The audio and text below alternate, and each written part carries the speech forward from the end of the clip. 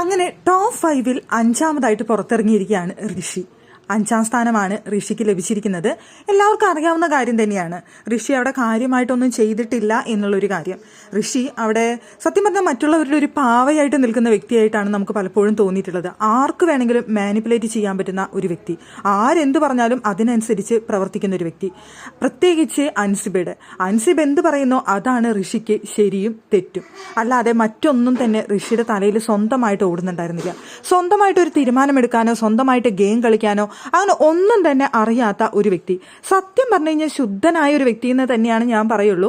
അത്രയ്ക്ക് ഭയങ്കര മോശം വ്യക്തി എന്നൊന്നും ഞാൻ പറയില്ല. പക്ഷെ ശുദ്ധനായ ഒരു വ്യക്തി ആയതുകൊണ്ട് തന്നെ ആർക്കും എന്തും പറഞ്ഞ് അവനെ മണ്ടനാക്കാൻ സാധിക്കായിരുന്നു.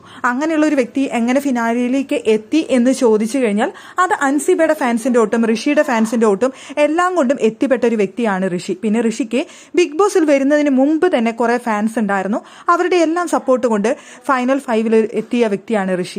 എന്തുകൊണ്ടും ഡിസർവിംഗ് ആയിട്ട് ടോപ്പ് 5-ൽ എത്തി.